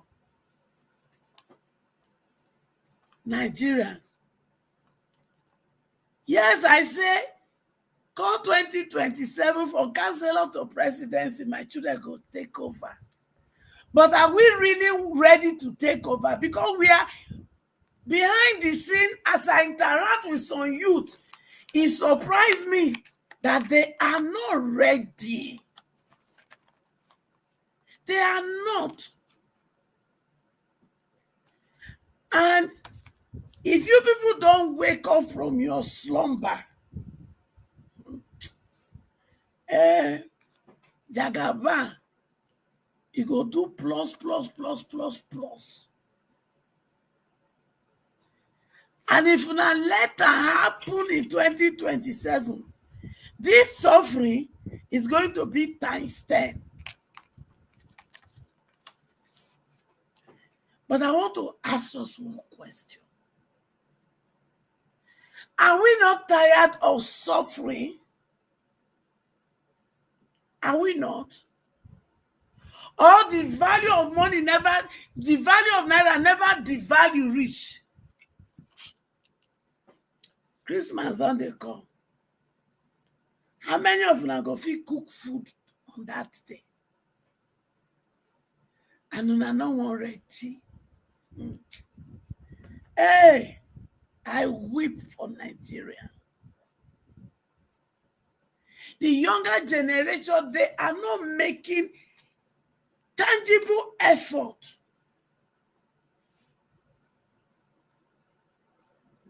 And if we don't make those efforts that we need to do, we will be doomed for a very long time. Because Jagaban and all his co-hosts and all the IMF when they obey and the World Bank, there's one that go suffer for 15 years before our head go dey correct. Is that what we want? Is that? Or we want to start preparing on 2026, probably. If that is your plan, now don't lose woefully. Because they will continue to borrow and keep to give una peanuts to go rig election. And I want to beg Nigeria, wake up. We are capable to sweep all of them out. But you have to wake up, all the good people in Nigeria, home and abroad, you have to wake up from your slumber and begin to figure out in your mind which position, which vacancy you want to occupy. Because we must occupy the National Assembly, we must occupy the House of Senate. Because those two places, they play major role to this nonsense that is going on. And if we cannot take over these two places in the federal level, all the changes we want to make will become difficult. So while some look towards presidency, let many Nigeria, home and abroad, east and west, younger generation that has brain and smartness, comfort, and let's work and prepare you to take over those specific places for us. As for Monday, now be this Ayilolo dance when they dance with one road, now be walk. We won't see whether you they use allocation that belongs to Edo State monthly to achieve, especially in the area of education. I want to hear you come out to say, oh, all Edo life from primary to secondary school is free. If not, if you like, see road where even they grade. They don't they clap nonsense. But looking at that road, did you see drainage? Did you see? Is there gutter, as we they call it, which is drainage? Is there gutter? Is there drainage system on that road? Now they clap for Anna. So Monday, I not join that they clap for you because there was even that road as I saw it today. There is no drainage system. That means you not go do and finish when rain fall, it go turn to square one so that you not go put more money. That is stupidity of the highest order.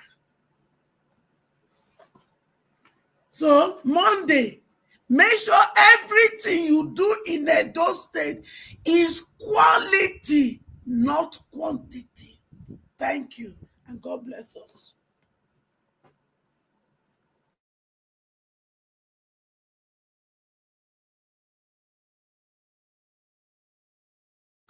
All right, Mama Esho, thank you very much. Thanks for your submission. God bless you, ma. Good evening to you once again. Good evening to every one of you. I appreciate you all. Today's going to be a short day for us. So we're going to have straight away our final submission. Anybody that joined us while we're having a final submission, and you are going to be joining the final submission as well. Thank you so much, my people. I can see my narrator on the comment section. Thank you very much. Many other Kings Logeraki, George Bluche, and many others. God bless you all. Honorable Sam Imovo, you are on the comment section, sir. Thank you very much. We appreciate you for joining us today. Mr. Jonathan, please, let's do our final submission. 4 minutes, sir. Please talk to us. Thank you. Thank you, Mr. Elvis. I get you once again. I was talking about the illegality, that the current Edo State government is perpetrating now, which is awarding contracts without due process. I called on the people of Edo State at the beginning of this new administration that they should be vigilant. They should just be vigilant, because this is how looting. Looting is a sophisticated job. It is a job that is done very, very sophisticatedly, such that in fact, that is why it's very difficult even for the EFCC to nail these governors, because in most cases they perfect their jobs. The only way where we always see, the only proof that we have as citizens that they have looted our money is what we see physically. That's the only proof. On paper, it's very difficult to prove. On paper, in most cases, it is very difficult to defeat these people, especially through the law. It is doable. Allegedly, most of them are guilty. Most of them are, they are corrupt until proven guilty. That's why it is difficult to prove, because they perfect it on paper. The only proof that we have as citizens is the fact that we see that the roads are not being constructed. Schools are dilapidated. Hospitals are moribund. We don't even have hospitals.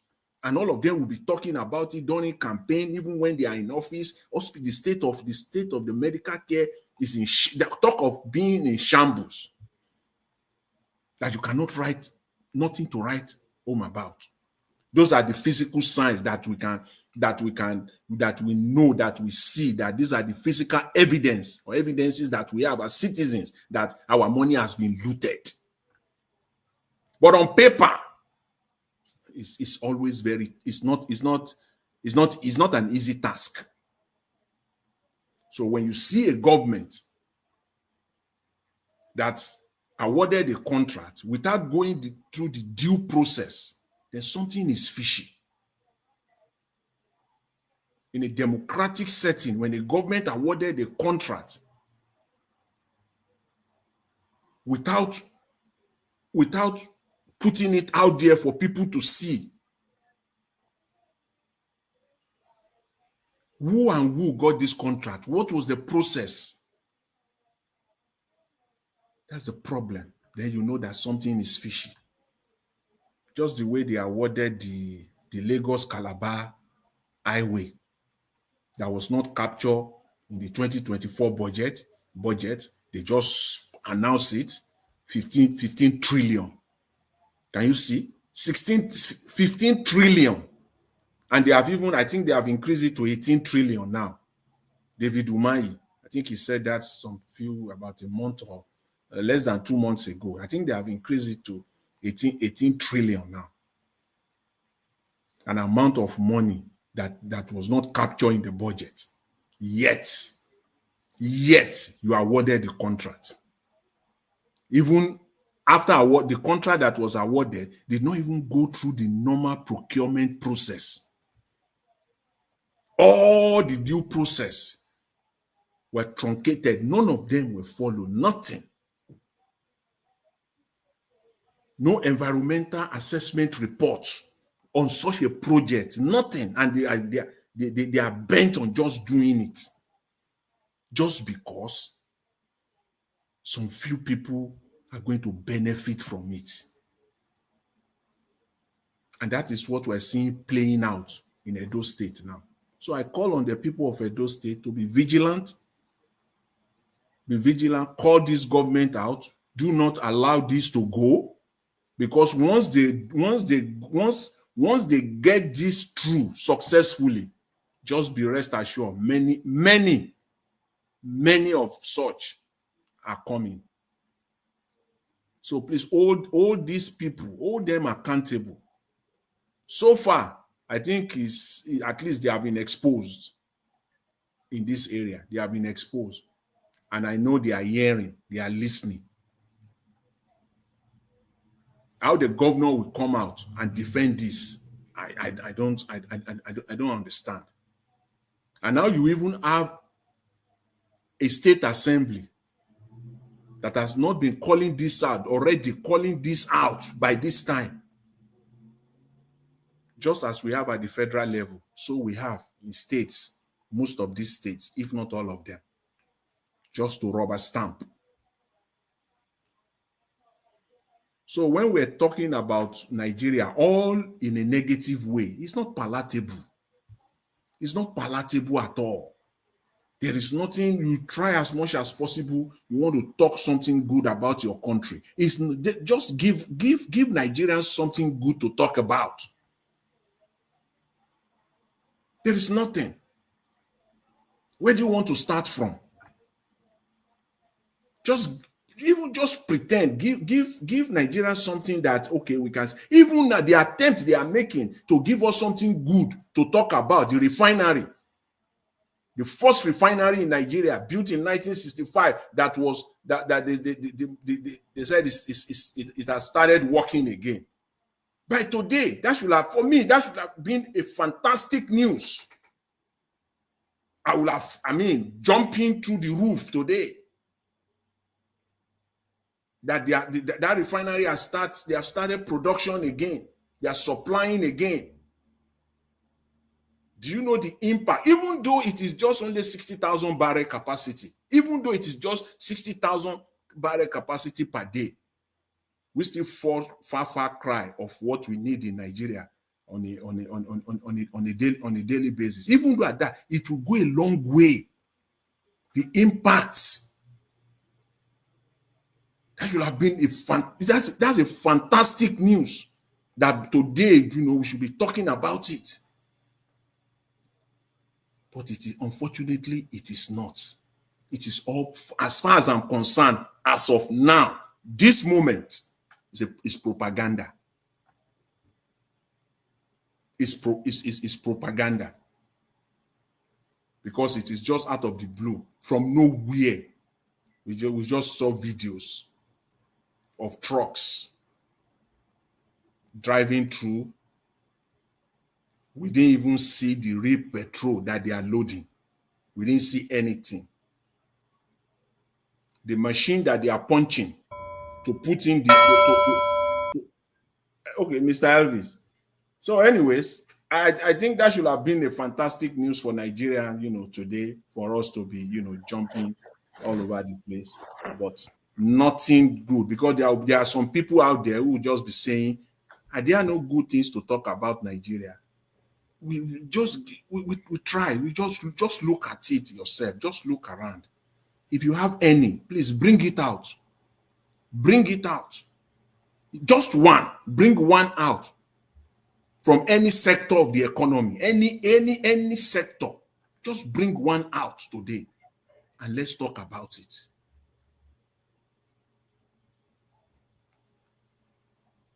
Thank you, Mr. Elvis. All right, Mr. Jonathan, thank you very much, sir. Thanks for your time and your wonderful analysis as always. This government cannot be trusted. The refinery we are talking about, Mr. Jonathan, what do you mean if they think about this refinery of a thing? So sudden, they say Port Harcourt refinery is now working and all that. Don't you think they are trying to steal from nowhere? From nowhere. Exactly. Don't you think they are still trying to? These guys are trying everything possible to make life difficult for. This is the bubble now. Bob. This is when you say Bob will go boss. This is when people will know that never in your life trust anything that comes from Nigerian government. Never. If you do it, you are doing it at your own peril. So sorry. Port Harcourt refinery now will call the year, not be Dangote anymore. See, people they want to push this guy. If you see the photo up, everybody food there, then they just they do show there because of it will have been a good news now. That go pack load. He go pack load. Enter house very soon. Then they fight. Though allegedly, I'm not sure because I always like to put out what those facts out there and talk about it. Though allegedly, some people are saying, but in the coming days we will know whether it is true, so that it is those imported ones that they are just blending. They are blending it. So we'll hear from experts. They can't go away with this one. This is too big. They won't go away with it. That they are just blending there. But I'm waiting to hear from professionals, and then one can add up. Earpiece come out. Wahala full everywhere. Dangote don't come out now. So sorry, they go the dead refinery. They go wake them up. Say, come and compete. Come and compete from nowhere. They wake the refinery up. Hey, come and compete. Don't let this guy run away with it. Dangote will fight. You know what I learned from this? It shows that anything that is affecting us today in Nigeria, Nigerian government can fix it within few days. Yes. If only they want to do it. Yes, now. They can fix it. They can fix it. But they are deliberately, ignoring these things. For a reason I don't know. Because they are benefiting from it, Mr. Elvis. Because some people are benefiting from it. Because if they do and they're not going to see budget party, they do. Mm-hmm. You know what I was even thinking about this Port Harcourt refinery. Even if refinery starts working today, then go eat that refinery to death. Then go kill them. Now then go take their hand kill because people go they bring notes and handwritten notes to the refinery, say from the presidency, load 50 million liters. No money, nothing paid. The people will just be coming, with handwritten notes like that, just be loading free fuel. The truth is this. I have a son that work in the sea, okay? That work inside Nigeria Navy. When they load all this oil. He said no vessel. I mean, not even one single vessel when it pass. When Nigeria government not know about. Yeah, it's not possible. Not even one. Not even one. You can't take one. And that they always bring paper to be signed with order from above. Yes. That's it. That's what I mean. All the things when they tip our crude oil for Niger Delta, will they come for now? All of them now. Now, all you need to do now is just to know somebody. Go set up your own filling station. Go get free. We are coming for you people. Because this una stealing of crude oil, when you put up for this suffering, una go stop them by fire, by force. That's what now their hand they go take kill the refinery. See Alaska for here. At the end, they give them check. Why? Right. Because they produce oil. Mama Esho, your 4 minutes starts now. Final submission. Thank you, man. So make all of now when they thief our crude oil. Plus all of now when they do illegal mining for this north, causing the insecurity. Will they come for now? Will they come for now? Because you see this Nigerian one and no one make it work. Now lie now they talk. Pure lie. Because when John go right finish, Kelebe go come out. Now they hear? If not, if he result say, na Tolopia, now we go take Tolopia to solve this problem. We go Tolopia. Because there are specific places that children are not supposed to be out of school at all, which is Niger Delta. Because The money one that they share for Abuja every month comes from there.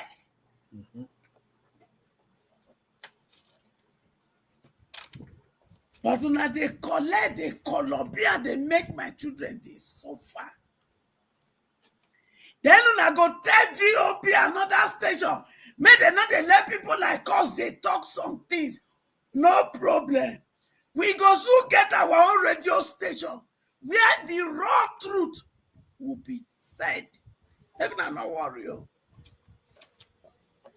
Papa, when you no want make children fulfill destiny, into no go get peace. He no go sleep well. So senior boyfriend Chief Tinubu alias T-Pain and Rat Remi Tinubu. Sorry, Nigeria kì í ṣe tiyín o. Nigeria does not belong to you people. And Akpabio, the number 3 man, Bob Risky, Godfather, Abi Kolobi, man, when you are in the Kolobi, you not safe. Rubber stamp, Akpabio, the Bob Risky, Godfather. Make una no worry. Una go vomit tire. Because we go put person in power when he get the audacity to question una. Because this money when they talk, now my children's future one don't thief. So we get right to collect and back from all of una. And finally, as una not sabi anything, I won't send una message. So that this year I go take and examine this una head. Go to the mortuary. Oh, ye oppressors of Nigeria. Go and see your end in the mortuary. And your final destination, go to the graveyard. So that you will know that naked you came into this world. Naked we are all going back. So this greediness and evil deed that you used to turn my children to non-entity, the end is vanity upon vanity. Thank you, and God bless us.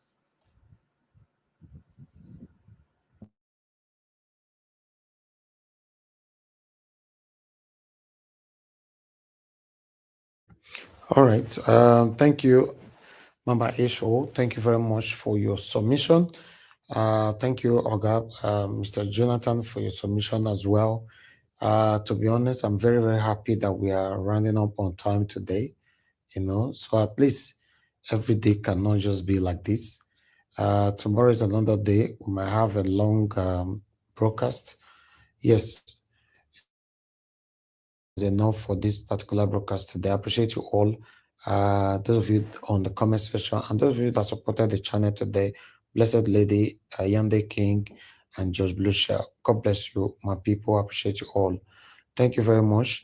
Mother of all Mommy Diaspora, thank you very much, Mommy, for always being there and for all that you do. Abu Azi, I appreciate you, sir. Thank you very much.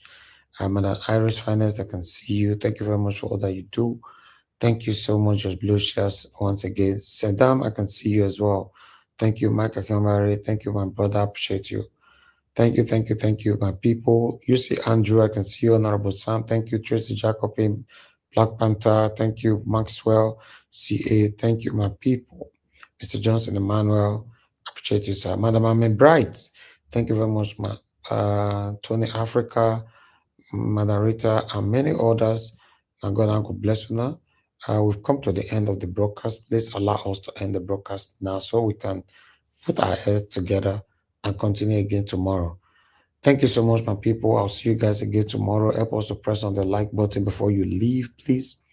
Help us to share. It's very, very important. If you have not subscribed to our channel, but you're hearing our voice, please click on the subscription button, subscribe with us, hit the notification bell so that you'll be notified whenever we are here so that every one of us can talk together. Thank you, my people. Good night and bye for now.